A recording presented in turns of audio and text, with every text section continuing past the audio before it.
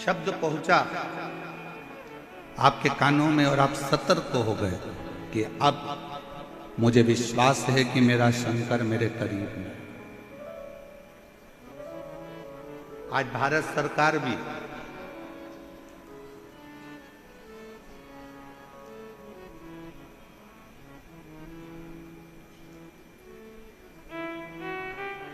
पूरे युद्ध के क्षेत्र जहां जहां लगे हुए हैं उन क्षेत्रों में आज बिसिल बजाकर किसी ना किसी रूप में मरडील कर कर समझाने का प्रयास करेगी कि तुमको घबराना नहीं है।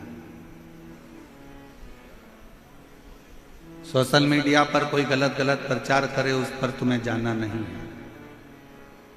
सोशल मीडिया पर तो लोग शंकर जी का ही गलत प्रचार कर देते हैं। शिव जी के मंदिर में बेलपत्र चढ़ाकर मत खाना।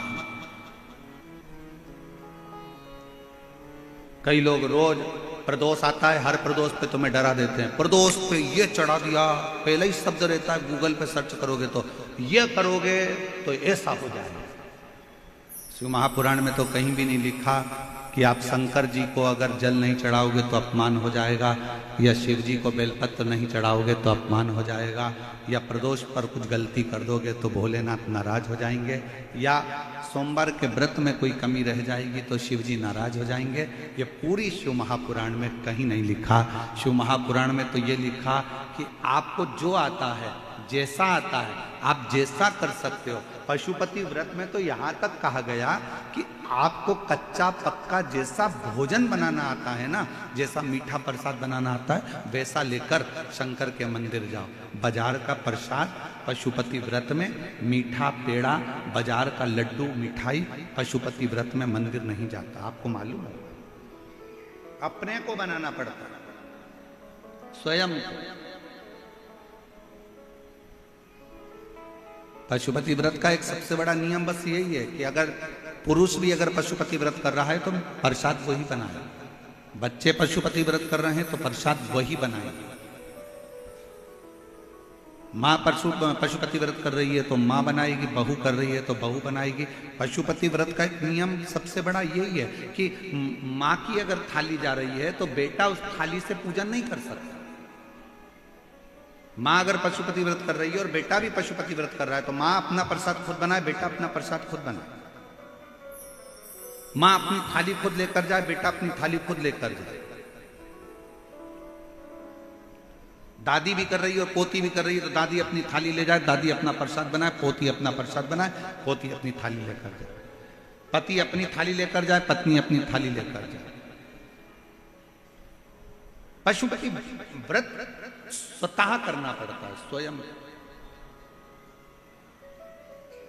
सोशल मीडिया पर बहुत डराएंगे आपको कि ऐसा हो गया, वैसा हो गया। वहम में नहीं पड़िएगा, व्यर्थ की बातों में नहीं जाइएगा। जो शासन प्रशासन आपको गाइडलाइन दे, जो सरकार आपको बताए, उसके अनुकूल चलिए, उसके अनुकूल।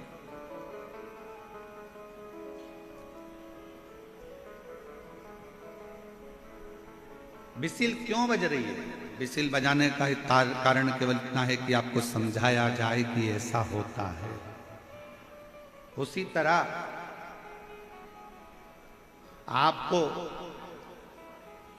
शिव नजर नहीं आ रहे हैं, आपको कथा का पंडाल नजर नहीं आ रहा है, आपको शिव महापुराण की पोथी नजर नहीं आ रही है, पर आप जहां बैठे हो और भगवान शंकर की कथा को जहां बैठकर सुन रहे हो, आप भले शिव को ना देख पाए, पर हमारी शिव महापुराण की कथा ये कहती है कि मेरा शंकर आपको जरूर देख रहा होगा, आपकी झोली जरूर।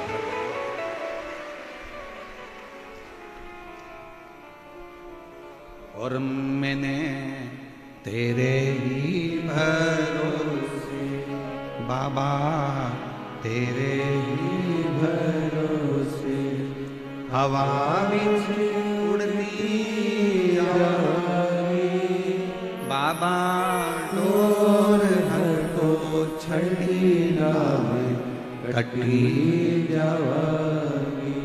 भोले मैं तेरी पतन, शंभो मैं तेरी पतन, हवा बीच उड़ती हवा बाबा ढोर हर को छठिया में कटी वो हमको देखे रहनू मंदिर जाना चालू कर दिया।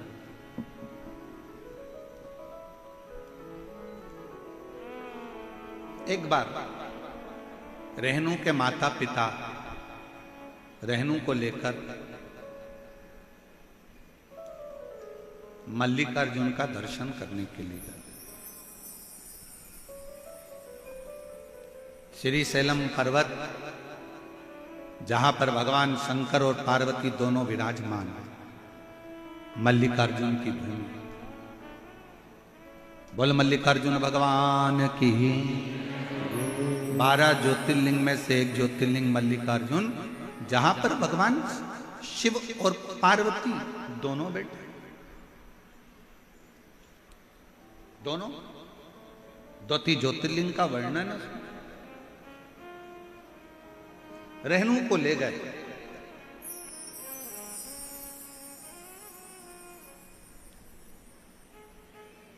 एक स्थान पर रेणु को बिठाया माता पिता ने और कहा बेटा हम तुम्हारे लिए थोड़ा सा सामग्री लेकर आते हैं, प्रसाद लेकर आते हैं, थोड़ा जल पीने का लेकर आते हैं, तुम्हारे को चिंता करने की जरूरत नहीं, हम आते हैं। क्यों चिंता करते हो, क्यों टेंशन लेते हो, क्यों विचार करना है?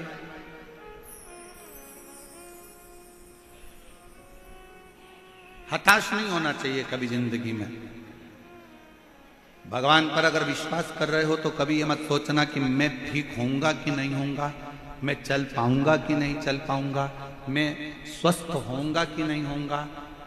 जो व्यक्ति के शरीर में गांठ आ जाती है, कहीं चेस्ट में गठान आ गई, कहीं बच्चादानी में गठान आ गई, कहीं पेट में गठान आ गई, कहीं शरीर में गठान आ गई और डॉक्टर को दिखाने जांचन में आ जाती है कि गांठ हो गई, डॉक्टर ना जाने क्या बता देगा, कहीं मुझे बड़ा रोग ना बता दे, कहीं मुझे कैंसर ना बता दे, कहीं मुझे थायराइड की गठान ना बता दे, कहीं मुझे ये ना बता दे।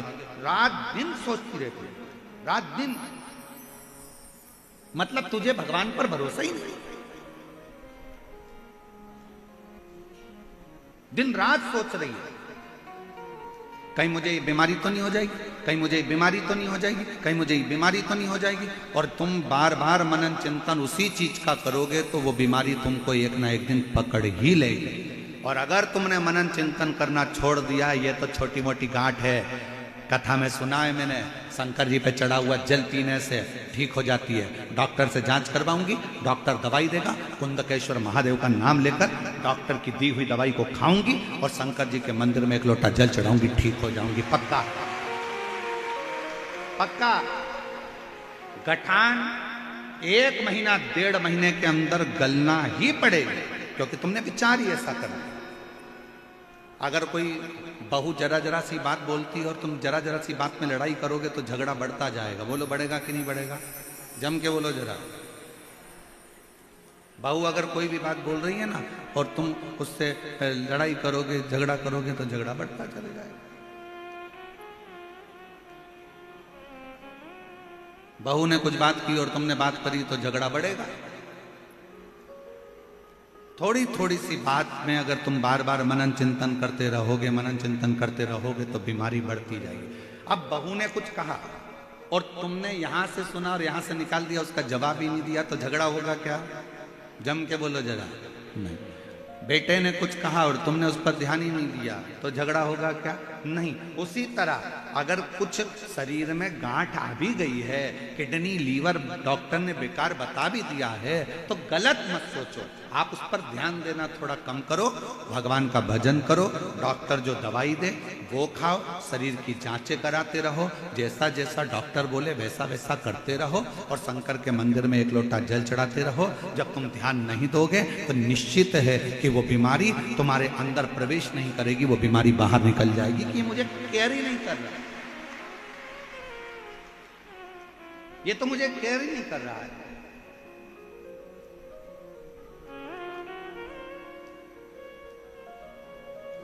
छोटा सा बच्चा, माँ बाप बैठे हैं, छोटा सा बच्चा गिर गया, माँ बाप बैठे हैं, माँ बाप ने देख लिया तो बच्चा रोएगा कि नहीं रोएगा? जम के बोलो जरा, रोएगा। और छोटा सा बच्चा, माँ बाप है ही नहीं यहाँ पर और गिर गया, रोएगा नहीं, झटक झुटक के करके झटकेगा और ठीक, उसको मालूम है कोई देखने वाला है ही नहीं। उसी तरह बीमारी को केयर करोगे, बार बार ध्यान दोगे, बार बार ध्यान दोगे, बार बार ध्यान दोगे, तो वो सोचेगी कि इसको मुझे जरूरत है, इसलिए मुझे इसके शरीर में बीमारी को बना के रखना है। और जब तुम केयर ही नहीं करोगे, आग लगे बस्ती में अपन रहो मस्ती में, शंकर बैठा है सब संभालेगा। अच्छा, एक पत्र है, अच्छा है।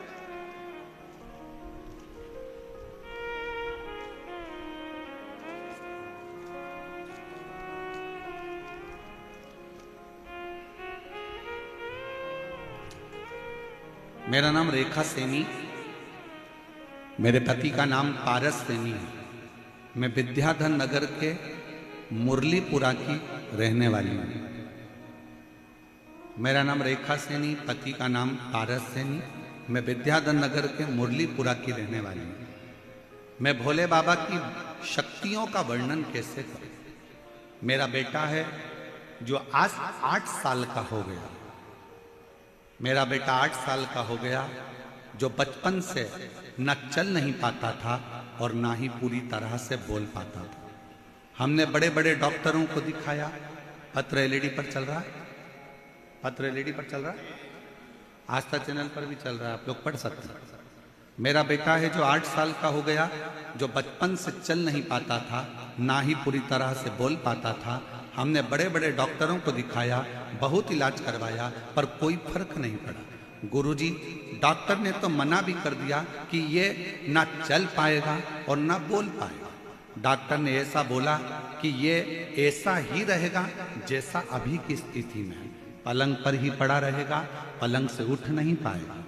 8 साल का बेटा हो गया गुरुदेव, पलंग से उठता नहीं।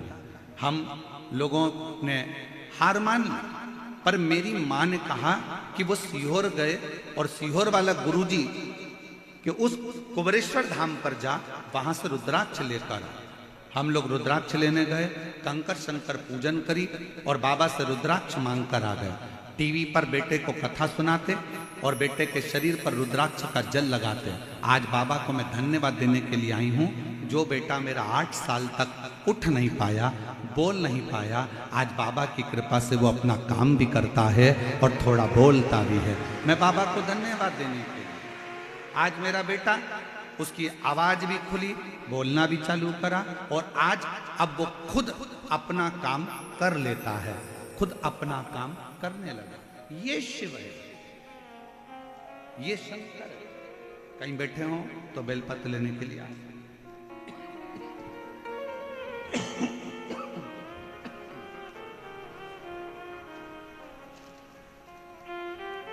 शिव ओघड़ी है।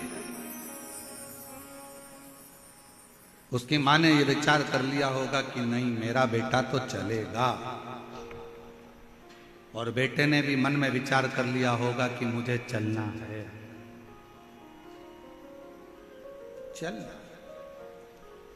और हम तो बाबा के भरोसे चलते हैं, हम तो बाबा के भरोसे चलते हैं। ये दुनिया वाले चलते हैं, ये दुनिया वाले चलते हैं, हम तो बाबा के भरोसे चलते हैं, हम तो बाबा के भरोसे चलते हैं।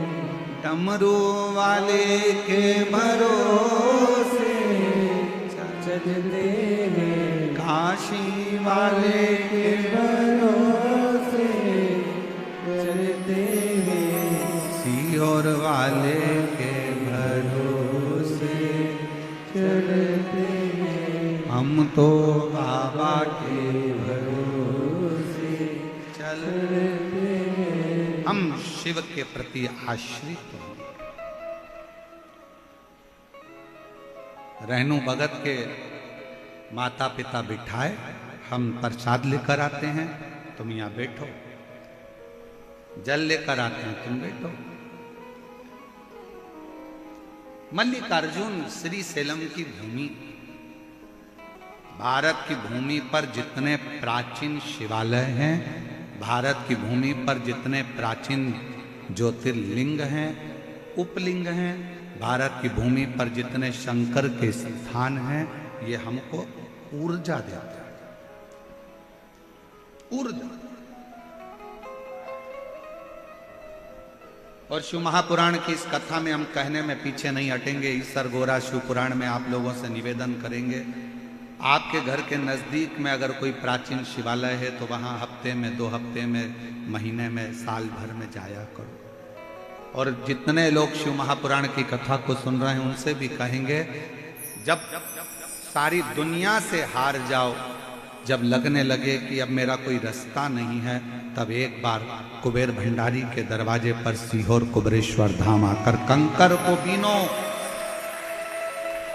कंकर को 5 कंकर बीनो, रखो, पूजन करो, बाबा से विनय करो, एक कंकर अपने साथ में झोली में रखकर बाबा से विनती कर कर लेकर आ जाओ, रुद्राक्ष ले आओ।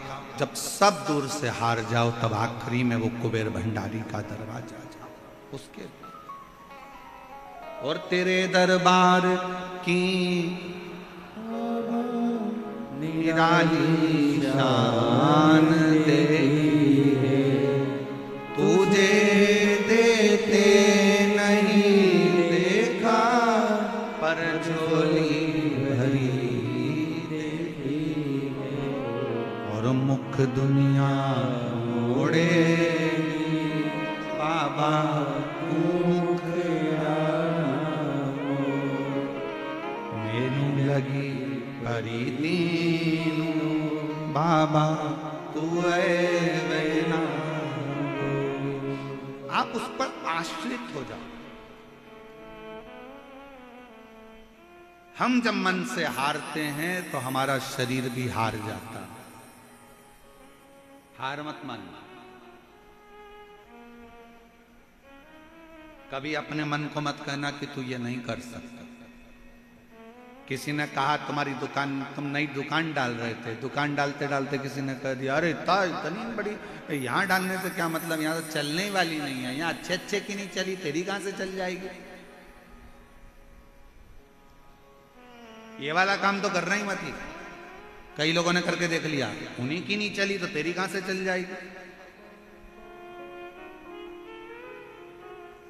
कहां चले। एक मकड़ी जाला बना रही थी, दरवाजे के पीछे छिपकली आ गई। छिपकली ने आकर कहा यहाँ काय को जाला बना रही है, दरवाजा बंद चालू होगा तेरा जाला टूट जाए, बनाना है तो कोई अच्छी जगह बना। मकड़ी गई खिड़की के पास, खिड़की पे जाला बनाने लगी। चिड़िया आ गई, चिड़िया ने कहा यहाँ काय को जाला बना रही है, हवा चलेगी, कोई आएगा तोड़ देगा, कहीं और बना। मकड़ी गई दरवाजे के सामने जाला बनाने लगी। वहीं पर एक चींटी आई, चींटी ने कहा यहाँ काय को जाला बना रही हो, यहाँ जाला बनाओगी तो कोई भी तोड़ देगा। बेचारी मकड़ी परेशान होकर रह गई कि मैं जाला कहाँ बनाऊं।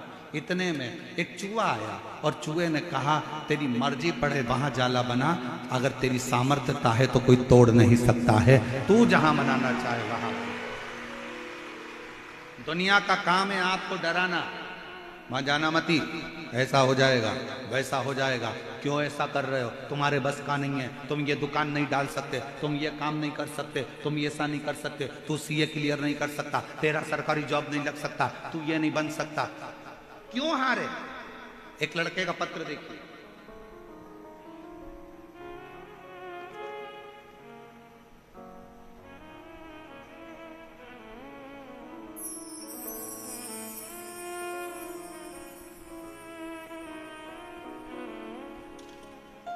सर्वप्रथम महादेव गुरुदेव आपको प्रणाम। मेरा नाम जसवंत सिंह है, मैं कोटपुतली जयपुर का रहने वाला हूँ। गुरुदेव महादेव की कृपा और आशीर्वाद का मैं क्या कोई बखान करूं, ऐसे शब्द बन मेरे पास नहीं, महादेव की महिमा का मैं रूप वर्णन कर सकता। गुरुदेव, सन 2011 से सरकारी नौकरी की तैयारी कर रहा था। अभी सन कौन सा चल रहा है? 2025। कब से कर रहा है? 2011 से। बहुत अधिक मेहनत करने पर भी मुझे हर बार किसी ना किसी कारणवश असफलता ही हाथ लगी, जिससे मैं और मेरे घर वाले बहुत निराश हो गए। तब परीक्षा देना बंद कर, सरकारी नौकरी की तैयारी करना बंद कर एक दिन टीवी पर कथा सुन रहा था और आपने कह दिया कि अपनी मेहनत को 4 गुना करो, शिव पर भरोसा करो, अथक मेहनत करोगे तो जीत कर ही रहोगे। मन में आया कि एक बार आपकी कथा कहीं जाकर सुनूं। तब हम लोग यहां जयपुर से सुवासा चले गए, जहां पर आपकी कथा चल रही थी। कथा के पंडाल में बैठकर कथा सुनी, बाबा को प्रणाम करा, निवेदन करा और नमन कर कर बाबा से विनती कर कर आ गए। पशुपति नाथ का व्रत किया, बेलपत्र बाबा को चढ़ाना प्रारंभ करा, मंदिर में झाड़ू पोछा करता, पढ़ाई को 4 गुना करता।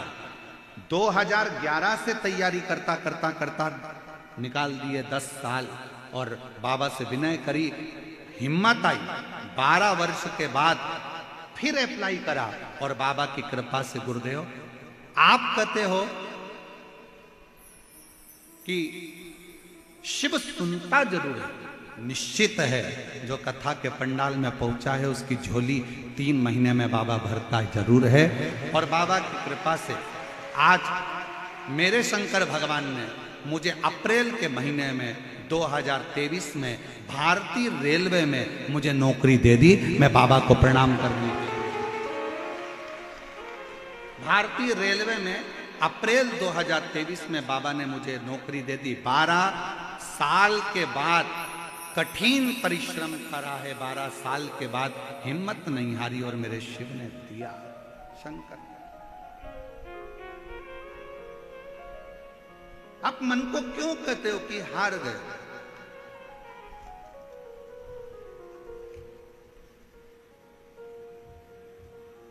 कौन कहता है कि आप डॉक्टर नहीं बन सकते? कौन कहता है कि आप कलेक्टर नहीं बन सकते? कौन कहता है कि आप एसपी नहीं बन सकते? कौन कहता है कि आप डीएसपी नहीं बन सकते? कौन कहता है कि आप कोई अच्छा पद प्रतिष्ठा प्राप्त नहीं कर सकते? आप में ऊर्जा है, आप सब कुछ कर सकते। अच्छी एजुकेशन, विद्याध्ययन, अपनी लगन, अपनी मेहनत, रात दिन का संघर्ष आपको आपकी मंजिल तक भेजेगा।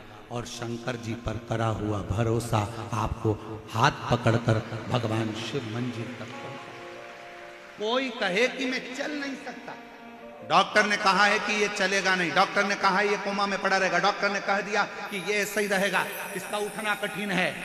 आप हृदय से अगर ठान लिए, हेडफोन लगाओ, बाबा की कथा का रस तत्व ग्रहण करो, भगवान से प्रार्थना करो, प्रतिदिन शंकर पर चढ़ा हुआ जल उस बीमार व्यक्ति के शरीर पर लगाओ, 2 बूंद उसके मुख में दो और विनती करो, मेरा शंकर ऐसा हो ही नहीं सकता कि नहीं दे। अकाल मृत्यु वो मरे जो काम करे चंडाल का, और काल उसका क्या बिगाड़े जो भक्त हो महा। शिव की आराधना आपके मन को बल देती है, ऊर्जा देती है।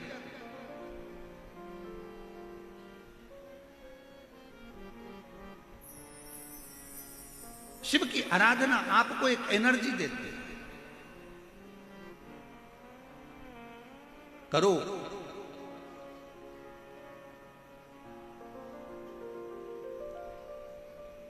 एक बहुत बड़ी बीमारी हो गई है लोगों को, बहुत बड़ी बीमारी।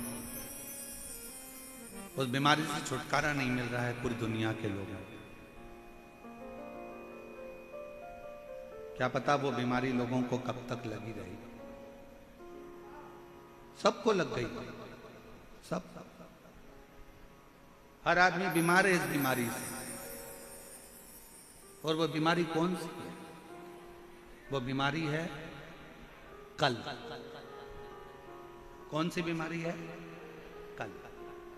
बेटा पढ़ाई कर ले, मम्मी कल से कर लूंगा, बिल्कुल इतनी जान झोंक दूंगा कि मैं क्लियर कर लूंगा। बेटा ये काम कर ले, मम्मी कल कर लूंगा। दुकान खोल ले, पंडित जी ने कल का मुहूर्त दिया और कल से पहले निपट गया तो कल का फैक्ट्री का मुहूर्त कल का। भगवान राम जी का राज्याभिषेक कल होने वाला था, रात में ही 14 वर्ष के लिए बन जाना पड़ा। कल किसने देखा? किस कल की बात करते हैं? दुनिया के नवयुवक बेटा बेटी, नवयुवक लड़के लड़कियों को ये रोग लग गया, ये बीमारी लग गई है। मम्मी कल, बस कल, बस कल। शिव महापुराण की कथा में शंकर भगवान पार्वती से कहते हैं कल कभी नहीं आता, आज जो कर लिया वो कल पलट देता है।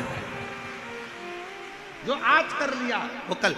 मैं पढ़ाई करूंगा कल से, मैं टाइम टेबल बनाऊंगा कल से, मैं उठूंगा सुबह मॉर्निंग वॉक करने जाऊंगा कल से, मैं मॉर्निंग वॉक करने जाऊंगा कल से, डॉक्टर को दिखाऊंगा कल, ये काम करूंगा कल, वो काम करूंगा कल। ये बहुत बड़ी बीमारी है जो आजकल के नवयुवक बेटा बेटियों को, आज के व्यक्ति को ये बीमारी लग गई है, जो हर चीज कल पर टालते हैं। और शिव महापुराण की कथा कल का भरोसा नहीं करना बताती। शिव पुराण की कथा कहती है अगर आप आज मजदूरी कर रहे हो, आज आपने मेहनत करी है, तो उसका फल कल देखने को मिलेगा। आप आज से चालू करो, आज से करो ना। पर हमने ये ना जाने कौन सी बीमारी अपने अंदर लाकर रख ली।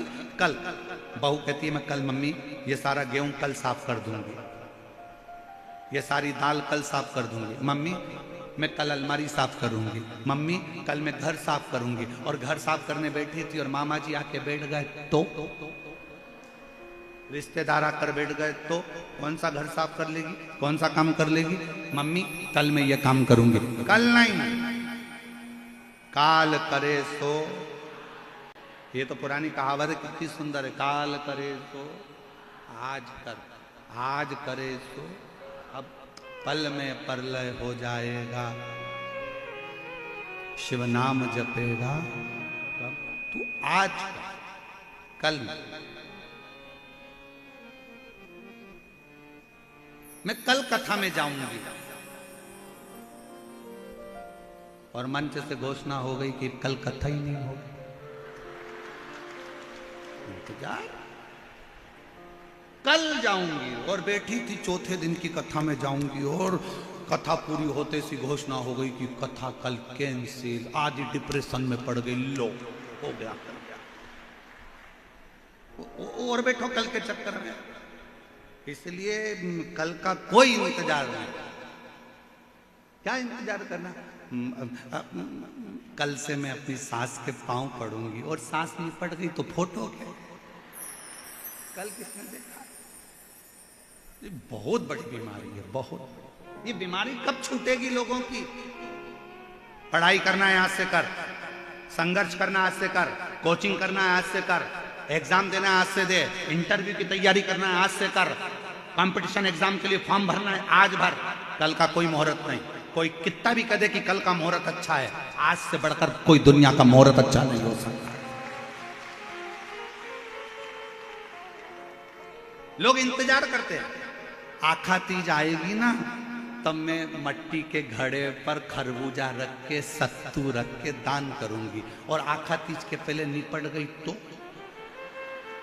मालूम पड़े वो मटकी तेरी शमशान में बंधी। क्या करें? इंतजार करते हैं। बस अब की बार दिवाली आएगी ना तो वो एक कथा है ना कितनी सुंदर। एक पति पत्नी घूमने के लिए गए और विदेश घूमने गए और पत्नी ने पति से कहा यहाँ पर गोल्ड सस्ता है, एक हार दिला दो। पति ने उसको गोल्ड का हार दिला दिया। पति ने कहा पहन ले। पत्नी बोली अभी नहीं, शादी की सालगिरह वाले दिन पहनूंगी। शादी की सालगिरह आ गई। पति ने कहा मैंने तुझे हार दिलाया था वो पहन ले। पत्नी बोली अभी नहीं, देवर के लड़के की पक्की हो गई ना शादी तो मैं जब ही पहनूंगी। और उसके पहले पत्नी निपट गई। अर्थी पे उसको सुलाया। पति रोता रोता अंदर गया, हार निकाल के लाया, पत्नी को पिनाने लगा। बेस्ट फ्रेंड बोला पति का इसको क्यों पिना रहा, अभी मर चुकी है। इतने में पति रोता रोता बोला मैं रोज कहता था पहन ले पहन ले पहन ले पहन ले, और ये हमेशा कहती थी बस पहनूंगी पहनूंगी पहनूंगी। उस चक्कर में निपट गई। इसलिए मेरी जयपुर की जीजियों, तुम्हारी अलमारी में जितनी साड़ी रखी सब पहनो।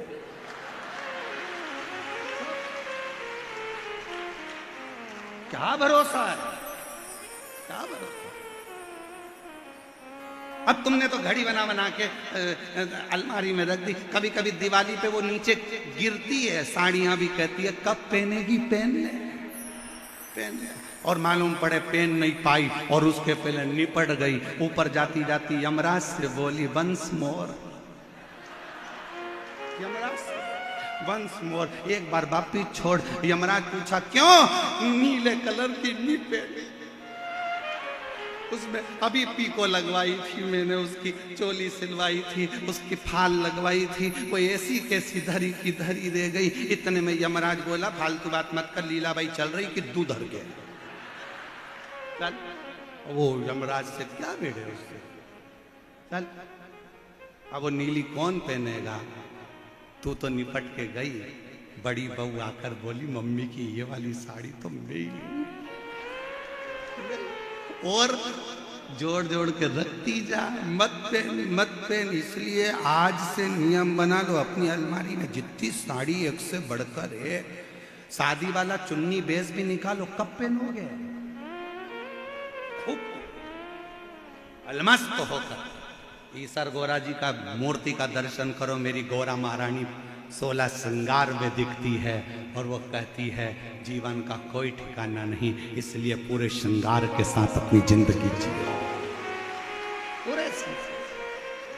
अब कई माताएं कहती हैं हमारी तो अवस्था हो गई, हम तो 60 साल के हो गए, अगर अब हम ऐसा सब पहनेंगे तो लोग क्या कहेंगे। अरे दुनिया के लोगों को जान दो, दुनिया के लोगों का क्या पड़ा है।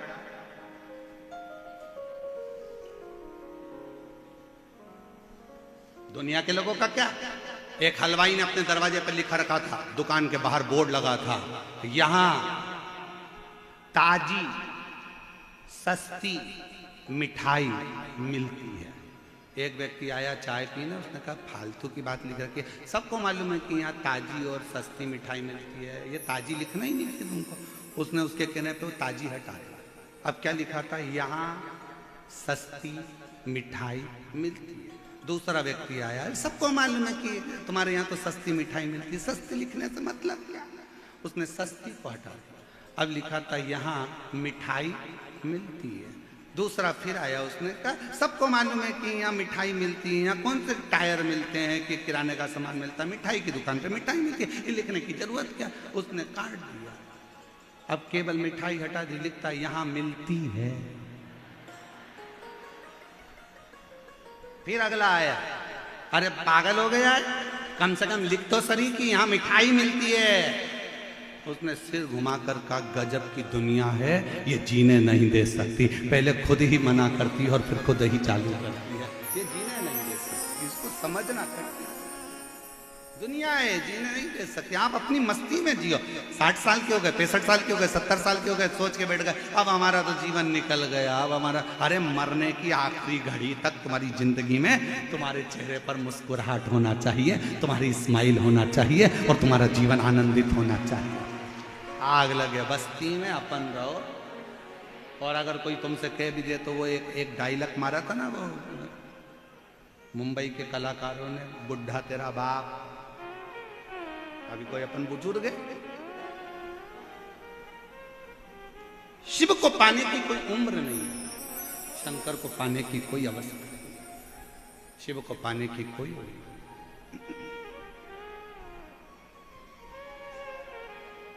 और शंभु शरणे पड़ी मांगू घड़ी रे दुख काढ़ो दया करी दर्शन आपो। अब रहनु भगत ने विचार करा, ठीक है मम्मी माता पिता मेरे लिए जल लेने गए हैं, बैठा है शिव की भक्ति में, शिव की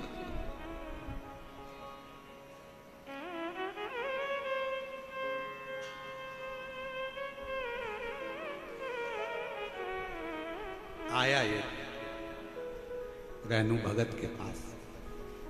नेत्र नहीं है, आंखों से दिखता नहीं, नयन नहीं है, आंखों से दिखता नहीं।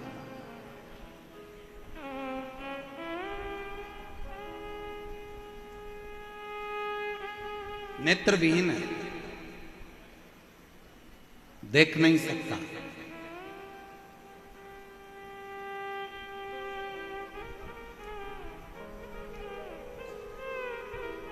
और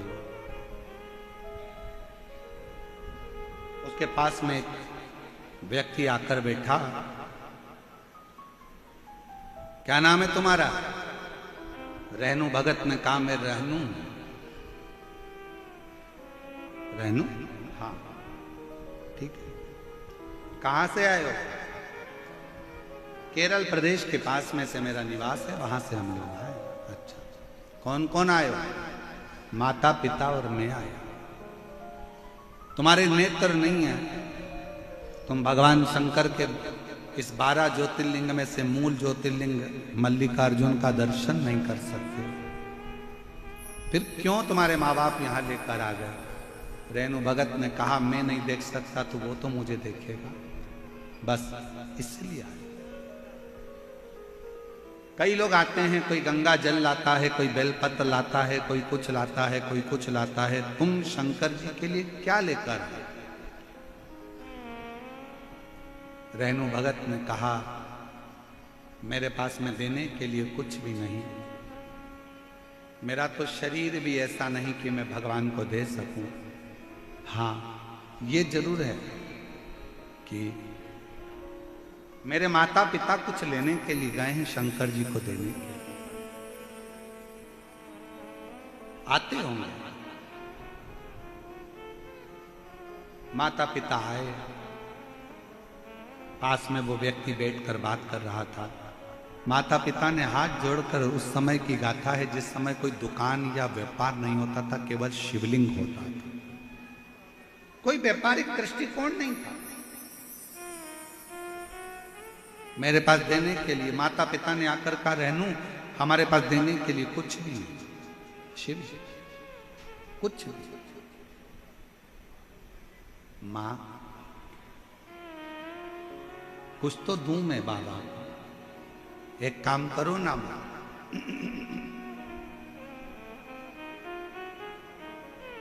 आपके पास देने के लिए कुछ नहीं है और मेरी आंखें नहीं है, मुझको शिव को ही ना दे दो, शंकर को। जगत गुरु शंकराचार्य जी की एक कथा आती है कि जगत गुरु शंकराचार्य जी अपनी माता कपड़े धोने के लिए जलाशय में गई थी और जगत गुरु शंकराचार्य जी पानी में चले गए और पानी में जाकर जगत गुरु शंकराचार्य जी ने चिल्लाना चालू करा, मां मुझे मगर ने पकड़ लिया, छोड़ता नहीं है, छोड़ता नहीं। अब क्या करूं मैं आती हूं तुझे बचाने के लिए। शंकर कहते हैं नहीं मां तू मत आ, अब मैं जा तो रहा हूं ना मां, मगर मुझे छोड़ने वाला नहीं है, तो तू एक काम कर कि मुझे शंकर को ही मुझे तू शिव जी को दे दे। जगत गुरु शंकराचार्य जी छोटी सी अवस्था में कहते संकल्प छोड़ मां कि आज से मैं आपका बेटा नहीं, आज से मैं शंकर का बेटा, शिव का बेटा। जगत गुरु शंकराचार्य जी ने बाल्यावस्था में अपनी मां से कहा, मां ने हाथ में जल लिया, मां जल्दी से तू संकल्प छोड़ जिससे मुझे ये मगर छोड़ देगा। और मां ने हाथ में जल लेकर कह दिया आज से मेरा बेटा शंकर का बेटा है, शिव का बेटा है। और जल छोड़ते से जगत गुरु शंकराचार्य जी बाहर निकल कर आए। 4-5 वर्ष की अवस्था थी। गुरुदेव शंकर भगवान की ओर हाथ जोड़कर मां कहने लगी चल अपन घर चले। बेटा कहता है मां तूने तो मुझे शंकर को दे दिया, अब कहां मैं तेरे घर जाऊंगा, कहां। वो बात रहनु भगत को स्मरण में थी। जब तुम्हारे बेटे की शादी नहीं हो रही हो, तुम्हारी बेटी की शादी नहीं हो रही हो, जब तुम्हारा सब कुछ बर्बाद सा हो गया हो और कुछ भी तुम्हारा नहीं बचा हो, उस समय तुम नानी बाई के मायरे का स्मरण करना। नानी बाई के मायरे में लिखा है नरसिंह मेहता घर से निकल गए थे, उनके पास में कुछ नहीं था। पत्नी थी, नानी बाई बेटी थी, बेटा था श्यामल दास, केवल इसके सिवाय कुछ नहीं। बेटी, बेटा, पत्नी और नरसिंह मेहता, केवल 4 लोग थे। कहां जाते? शंकर जी के मंदिर में जाकर नरसिंह मेहता की पत्नी ने और नरसिंह जी ने कह दिया था, हम हाथ में जल लेकर कहते हैं आज से हमारा कोई नहीं है, अब हम आपके पुत्र हैं, आपकी पुत्री हैं, आपको संभालना है, अब हमारा कोई नहीं। और देख लिया संसार हमने, देख लिया सब मतलब के यार हमने, देख लिया झूठे नाते, झूठे रिश्ते, झूठे नाते, झूठे रिश्ते, अरे झूठा है संसार हमने देख लिया। बेटे की शादी नहीं हो रही है, शंकर जी को दे दो, आज से तुम्हारा बेटा है, मेरा बेटा नहीं है। मैं नहीं कहूंगी कि ये मेरा बेटा, तुम्हारा है। बेटी की शादी नहीं हो रही, ये तुम्हारा है। फैक्ट्री नहीं चल रही, हमारी है ही नहीं, हम तो नौकर है, तुम्हारी है। दुकान नहीं चल रही, शिव को सेठ बनाओ, अपन नौकर बन जाओ, तुम्हारी है, अब तुम चला। तेरे भरोसे है मेरी, तू जाने, हमारा है ही नहीं। किसका है? शंकर जी। मां देने के लिए कुछ नहीं है। रहनू ने कहा कि मुझे शिव को दे दो, मुझे शिव, हमारा कुछ है ही नहीं।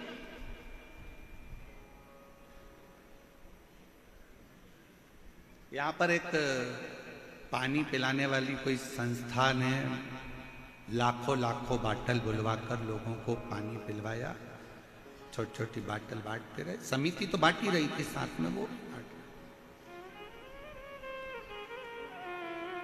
मैं अनिल संत जी हमको मिलने के लिए जब आए तो मैं अनिल संत जी को बहुत धन्यवाद दूंगा इस चीज के लिए।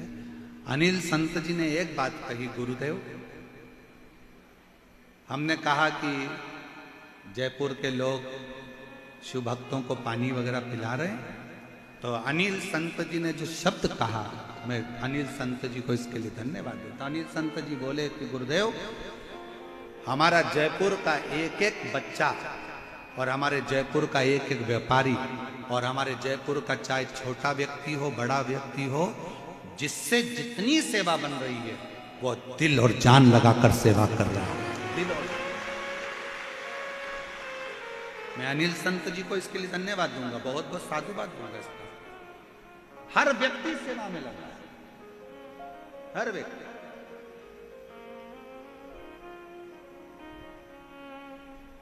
छोटा है बड़ा है, कोई ने चाय पिलाने का स्टॉल लगाया, सुबह से लेकर रात तक चाय, बिस्कुट, टोस्ट, जो उससे बन सकता था, 1 मिनट के लिए उसने बंद नहीं करा। पानी बांटने वालों ने पानी बंद नहीं करा, खिलाने वालों ने खिलाने की कमी नहीं रखी।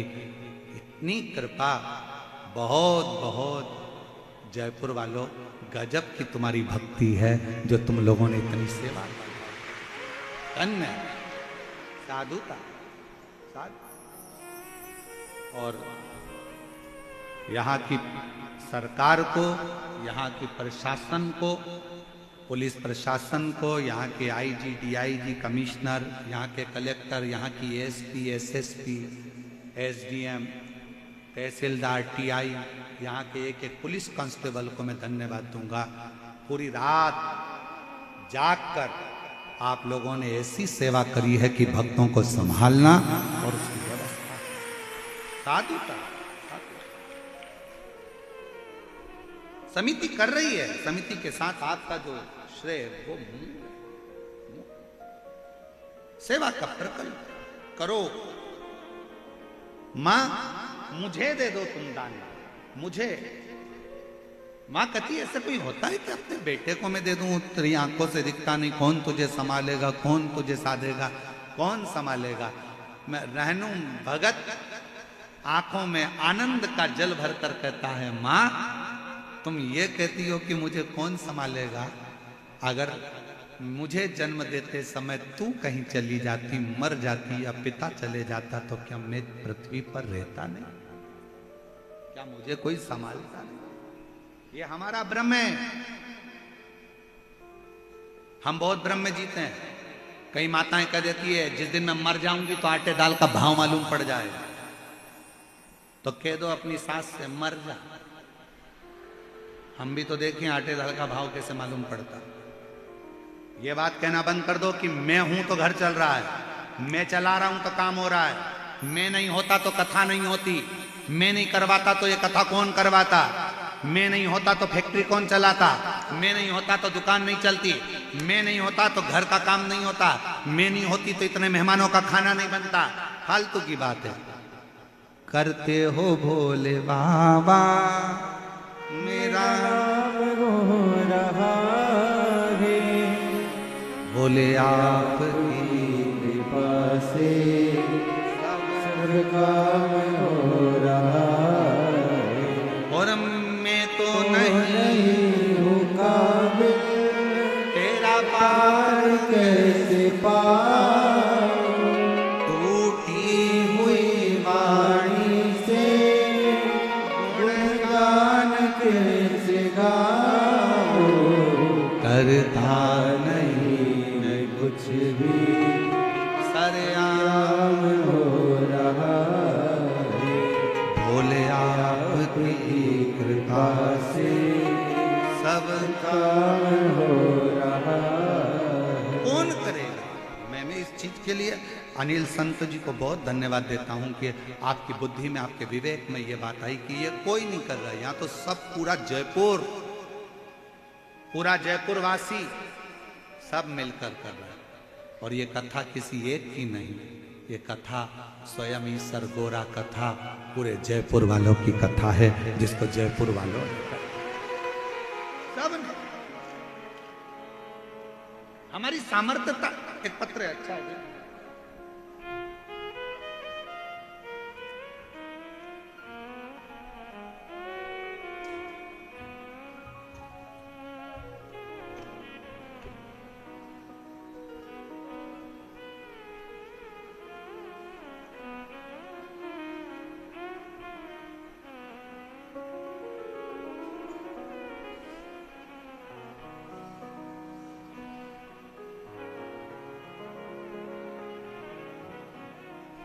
एक पत्र अच्छा भेजा है किसी ने, पढ़ना नहीं चाहिए पर फिर भी हम पढ़ गए। बाबा पहले तो लाइन पढ़ो और पढ़ के तुम सुनाओ हमको कि क्या लिखा है। नीचे वाली लाइन जरा चैनल वाले इसको दिखा दो, क्या लिखा है। बाबा क्यों झूठ बोलते हो, भक्तों को अपने से दूर क्यों करते हो। पत्र है, किसी ने लिखा है, प्रवीण गोस्वामी चूरू राजस्थान से। आप कल कथा में बोले कि आप कुछ नहीं करते, मेरा हाथ मत रखवा। पर गुरुदेव मेरी जिंदगी तो आपने ही बदली है। गुरुदेव आपसे मिला पुष्कर में, आप मेरे को हाथ रखकर कहा क्यों चिंता करता है, भोले पर भरोसा रख, रो मत, अगली कथा में मिलेगा। और बाबा ने मेरी सरकारी नौकरी लगवा दी रेलवे में। मैं बाबा को फालतू की बात, व्यर्थ की बात है साफ। शंभू अगला पत्र देखिए। राम प्रकाश शर्मा, मेरी धर्मपत्नी श्रीमती, क्या लिखा है, श्रीमती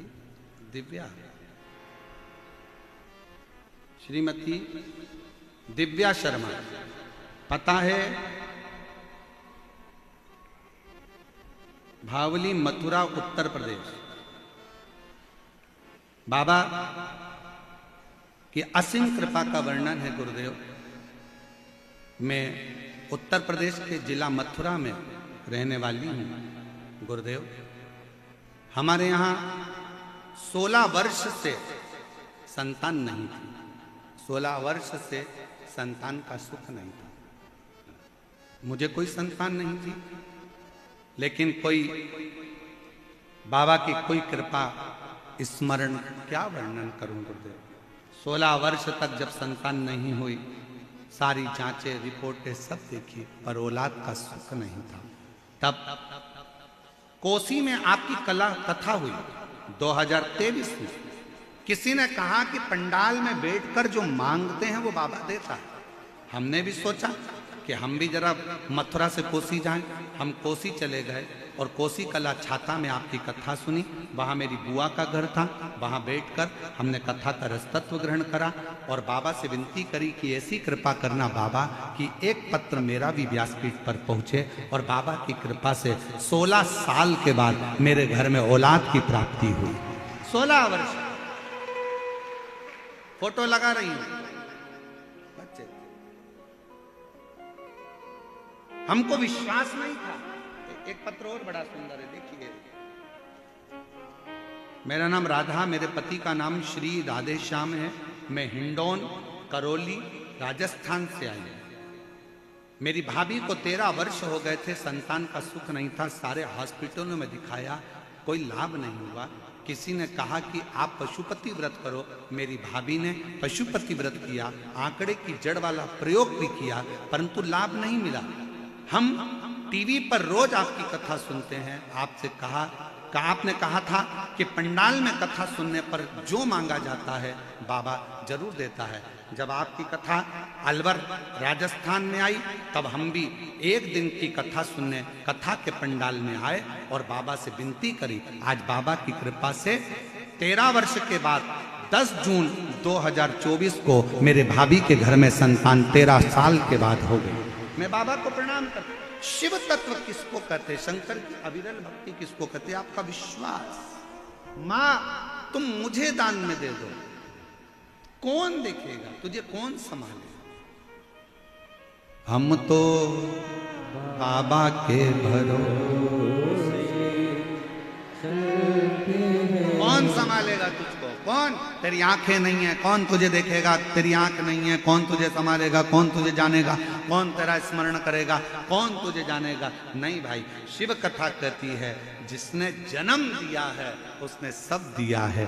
जन्म से पहले माँ के स्तनों में दूध देता है कि तू खा नहीं सकता, तेरा पेट भर दिया जाएगा। ऊपर से तू कमाकर धन लेकर नहीं आता, नीचे तेरे माँ बाप तुझे धन देते हैं, घर देते हैं, पाल पोस कर बड़ा करते हैं, उन्नति करते हैं। सब कुछ तेरे जन्म से पहले माँ के गर्भ में जब आया, तेरी संपूर्ण व्यवस्था देवादिदेव महादेव ने कर दी और चिंता करने की जरूरत नहीं है।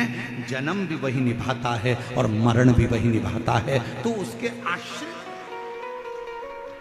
तू उसके आश्रित।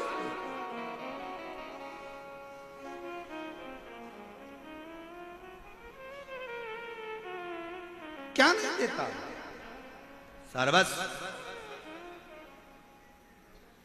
ऐसा दुनिया का कौन सा ठाट है जो मेरा महादेव नहीं दे सकता। क्या नहीं देता, सर्वस्व।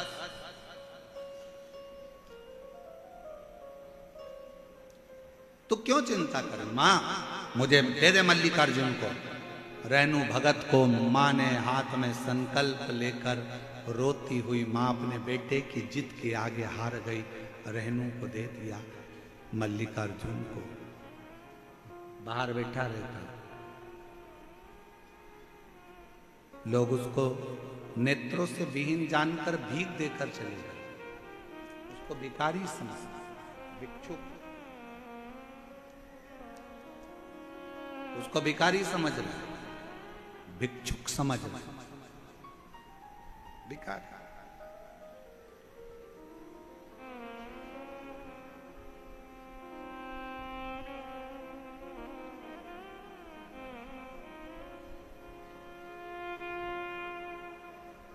अब एक बात बताओ, बहुत अच्छे से बोलिएगा जरा जयपुर वालों।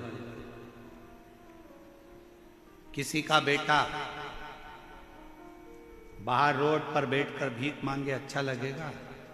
जम के तो बोलो नहीं।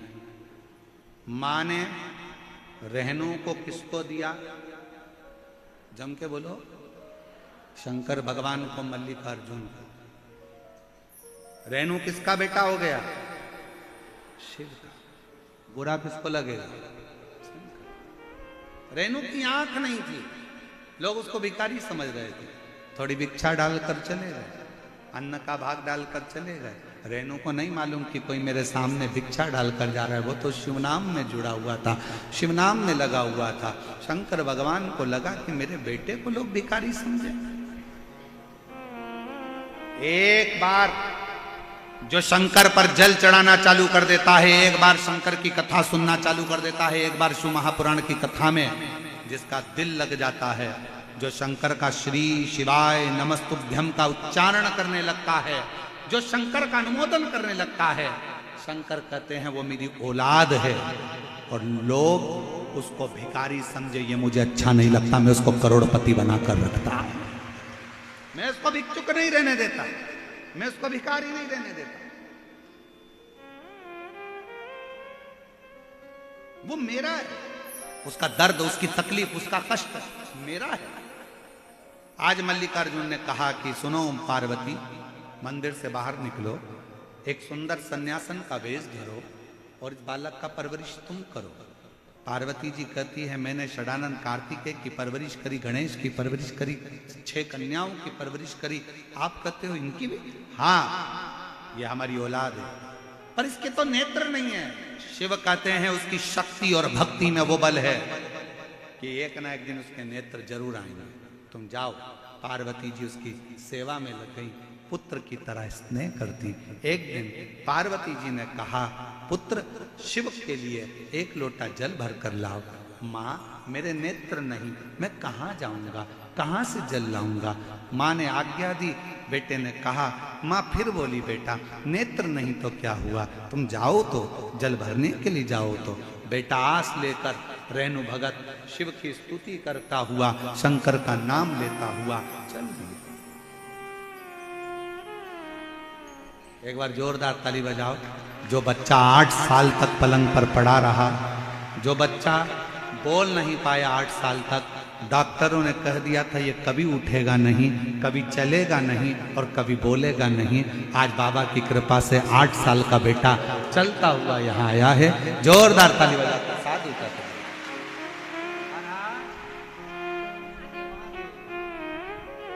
माइक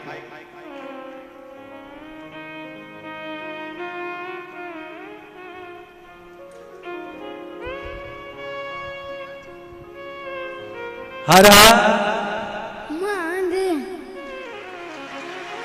शिव की भक्ति इसी को कहते हैं। 8 साल तक पलंग पर पड़ा रहा, डॉक्टरों ने कह दिया था देखो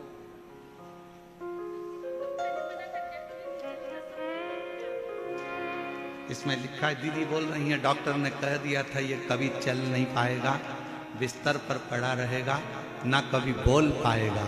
8 साल का हो गया था, डॉक्टरों ने मना कर दिया था ये चलेगा भी नहीं और बोलेगा भी नहीं, केवल पलंग पर पड़ा रहेगा। आज बाबा की कृपा से शिव जी का जल और कुबरेश्वर धाम से लाई रुद्राक्ष के जल से मेरा बेटा चल भी रहा है और बोल भी।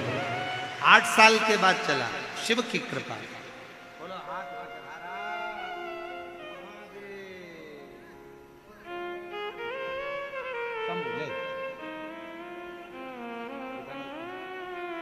बैठ के प्रणाम करो बाबा, करो प्रणाम करो।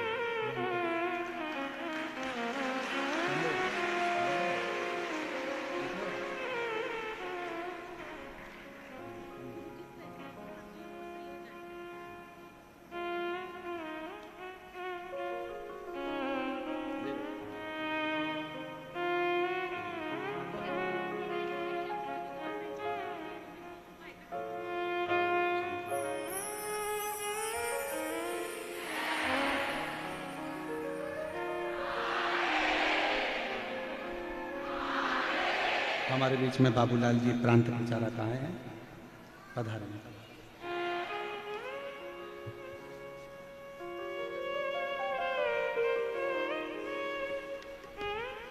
रिश्ता तेरा मेरा सबसे प्यारा, रिश्ता तेरा मेरा सबसे प्यारा, तू मेरा बाबा, मैं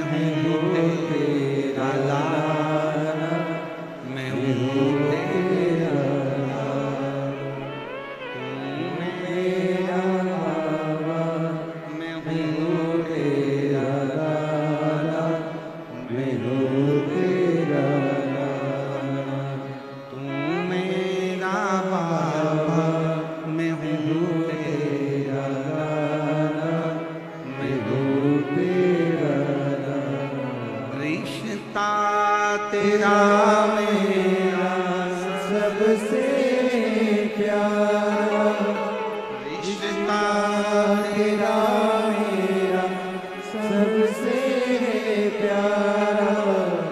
तू मेरा बाबा, मैं हूँ तेरा लाला, मैं हूँ तेरा लाला। तू मेरा बाबा, मैं हूँ तेरा लाला, मैं हूँ तेरा लाला।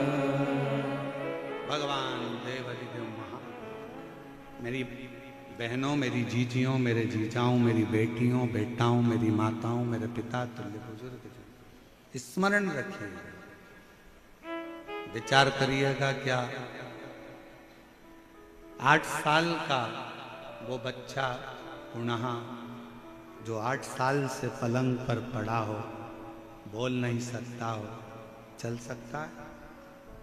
विचार करिएगा।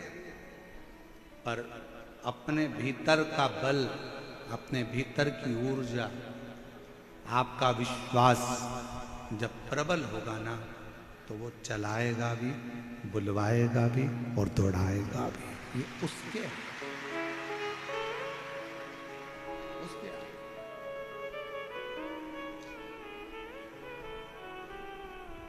और जो वो कर सकता है,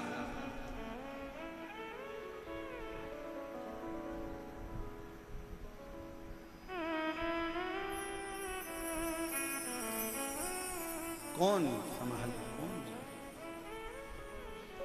उसके आश्रित होकर चलो। इसलिए निवेदन, शिवाय शिवाय शिवाय, ओम नमः शिवाय, शिवाय शिवाय शिवाय, ओम नमः शिवाय।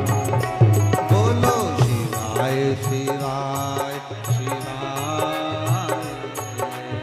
ओम नमः शिवाय, शिवाय शिवाय शिवाय,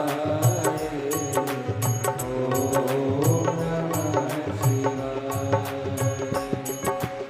ओम नमः शिवाय, ओम नमः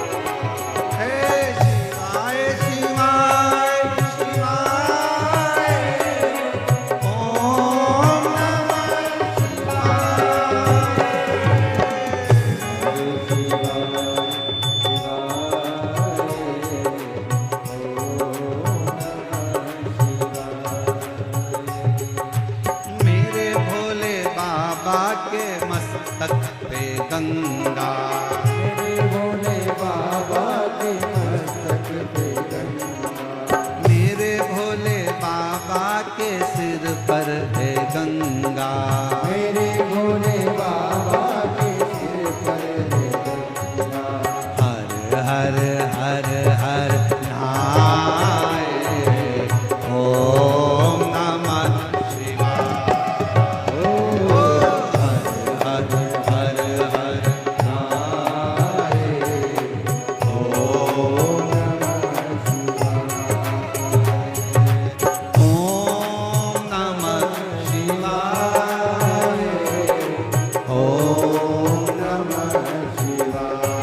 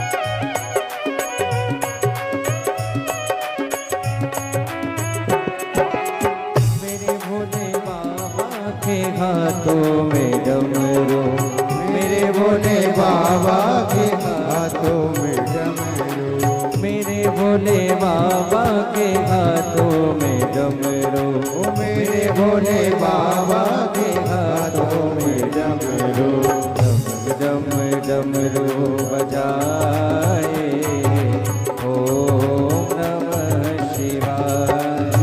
ओम डम डम डमरू बजाए, ओम नमः शिवाय, ओम नमः शिवाय, ओम नमः शिवाय, ओम नमः शिवाय,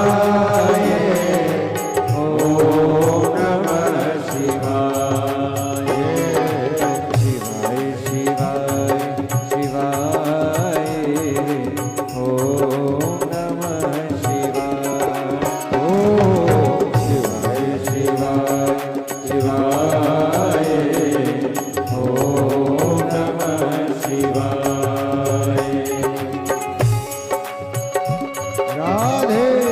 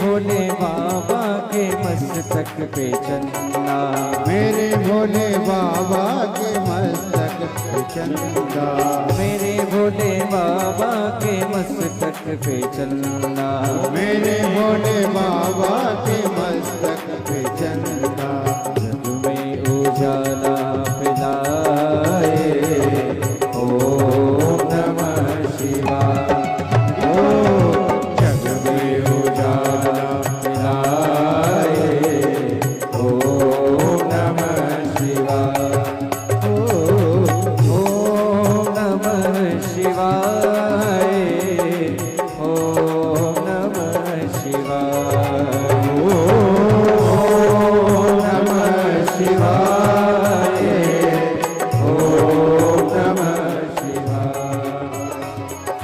शिवाय शिवाय शिवाय, ओम नमः शिवाय, ओम शिवाय शिवाय शिवाय, ओम नमः शिवाय, ओम नमः शिवाय, ओम नमः शिवाय, ओम नमः शिवाय, ओम नमः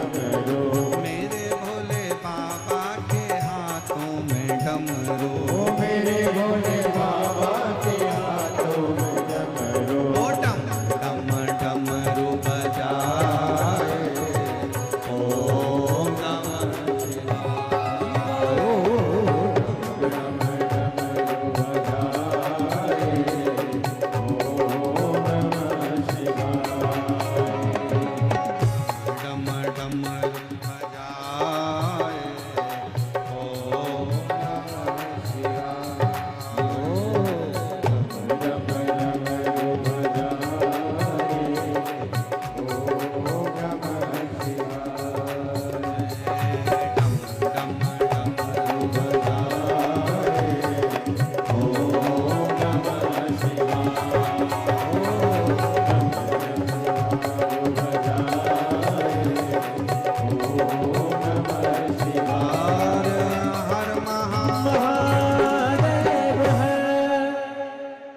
अपने स्थान पर बैठकर भगवान शिव जी से अपने मन का भाव कहिए, दिल से प्रार्थना करिए, विनय करिए, निवेदन करिए।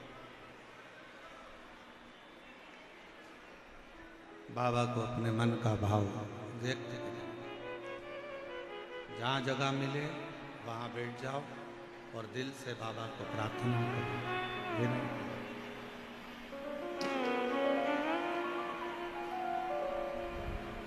सभी लोग साथ में बोलेंगे। आज कथा का विराम दिवस है। दिल से बाबा को प्रार्थना करें।